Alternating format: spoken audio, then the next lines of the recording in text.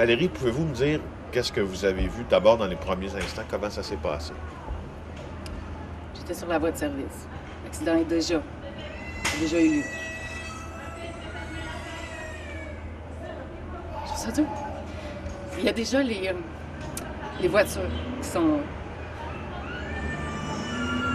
vraiment endommagées. C'est pas beau. Puis je vois cette espèce de nuage, mais c'est noir. Le feu, il est là, il est intense, je le vois, puis la fumée est noire, mais c'est un noir opaque. C'est un noir, c'est d'une intensité, c'est pas beau. Je vois des gens qui sont en train de sortir de leur voiture. Donc, je suis arrivée juste après. Mais ce que je vois, c'est de la confusion. C'est des gens qui savent pas trop quoi faire. Ils sont sous le choc. Je commence à être pas bien non plus. La première chose que je veux faire, c'est demander s'il y a des gens dans les voitures. Et vous le faites, ça? Vous criez? Oui, je suis sur la voie de service. Il y a une clôture. C'est environ 6 pieds, 7 pieds. Je peux pas traverser. C'est impossible. Alors, à partir de la voie de service, la fenêtre ouverte, je crie. Y a-t-il quelqu'un dans ce char-là? Allez regarder. Et il y a un gars, un jeune homme, en forme, qui est venu. Et il a regardé. Non, c'est correct, ils sont sortis. J'avance. L'autre char, y a-t-il quelqu'un dans le char-là? Tout est beau. Il y a un char noir qui est éventré. C'est impossible que quelqu'un soit vivant avec ce char-là. L'autre à côté. Le cœur, si m'arrête, je vois une couverte sur un char blanc. Il y a une couverte d'enfants. Je capote. Parce que là, je sais qu'il y a peut-être des enfants dans le char. Le gars va checker. L'autre à côté, il est guéri, le char. Il est sur le capot. Mais c'est la dernière voiture avant de commencer les vannes. Je suis pas capable de voir lui non plus. Et j'avance parce que là, je bloque le trafic. Mais je veux m'assurer que ça soit vérifié, que les gens soient sortis s'il y a quelque chose. J'ai pas aimé l'attitude des conducteurs qui ralentissaient juste pour voir. Ça m'a empêché d'arriver et de... Si je comprends bien, vous entendez à un moment donné, parce qu'on connaît maintenant la violence de cet accident et de l'incendie qui en a découlé. Ce que je comprends, c'est que vous entendez, à un moment donné, les gens qui sont pris au piège dans les véhicules. Vous n'entendez pas des cris, parce que vous me disiez, j'entends des cris au secours, à l'aide. C'est ça. C'est qu'en demandant à chaque voiture, y a-t-il quelqu'un là, y a-t-il quelqu'un là? Et là, quand j'ai vu la voiture entre les deux poids lourds, écoute, je sais pas grand comment c'était cette voiture-là, mais il en restait vraiment pas beaucoup. Elle était complètement écrasée en dessous du poids lourd. Dans ma tête, là, il n'y en avait pas de personne qui était vivante là. Mais j'ai quand même crié, y a-t-il quelqu'un dans le char? Y a-t-il quelqu'un dans ce char-là? Et là, j'ai entendu. Personne n'avait été voir, vérifier. C'était juste la confusion. Et avec le feu, la remorque était déjà en feu, là, derrière la remorque. C'est du papier de toilette, là. On s'entend, là. Ça flamme à une espèce d'intensité qui est pas possible.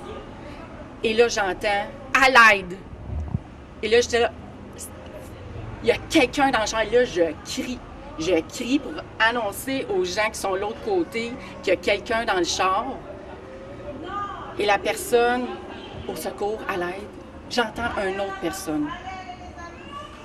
Je suis pas certaine parce que là, c'est confus, mais dans ma tête, il y a 2 personnes dans la voiture. Mais à l'espace de quelques secondes, c'est tellement intense, la chaleur. Et là, ça passe de à l'aide. Et il y a... Écoute, il y a un gars qui a jumpé, man. Un gars, là, je veux lui dire merci. Il y avait un instincteur, il a jumpé comme un Rambo. L'espèce de clôture, c'était écœurant. Il a essayé d'éteindre. Il y a un autre gars aussi qui est venu avec un instincteur.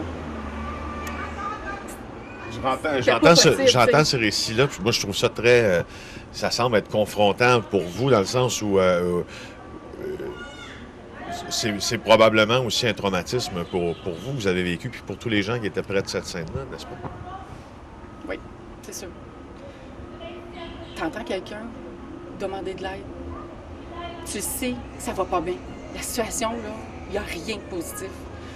Ça s'en va pas du bon bord. Moi, dans ma tête, je voulais tellement qu'on les sorte de là. Mais non. Fait que ça s'est transformé à l'aide. Puis là, c'est là où est-ce que moi j'ai brisé. C'est quand j'ai entendu la personne crier. Cette espèce de cri de douleur-là de se faire brûler. Tu t'es déjà fait brûler, ça fait mal. Et là, imagine que t'es poigné là, puis tu le sais. Tu peux pas bouger. Et ça fait mal.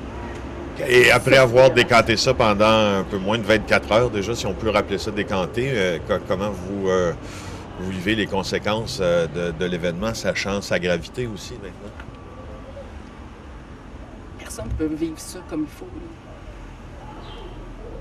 C'était un chaos, du désespoir. C'était quelque chose qu'on ne voit pas, qu'on n'est pas habitué. On n'est pas préparé à ça. Il n'y a personne dans son agenda le matin là, qui s'était dit « Hey, moi, je vais me céduler de mort, puis moi, je vais me céduler un accident. » Ça survient comme ça. Ça prend tout le monde par surprise. Et c'est une détresse après parce que la voix, les cris restent.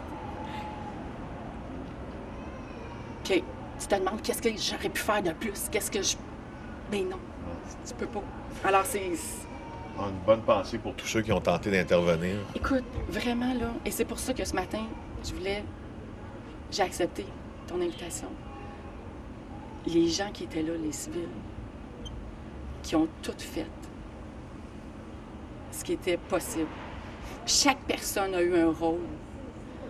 J'ai été la personne qui a fait savoir. Il y a d'autres qui étaient là pour éteindre le feu, essayer. Les gens se sont mis en danger aussi parce qu'il faut savoir que la chaleur était extrêmement élevée. Les explosions commençaient et il y a des gens qui étaient là. Et après ça, je me suis éloignée parce que j'étais brisée en dedans d'entendre ça. Et j'ai vu des pompiers qui étaient tellement proches. Tu vois que les gens ont voulu, ont tout fait, tout essayé. Et ça, j'aimerais ça que les familles le sachent. Que les gens ont tout fait. Tout fait.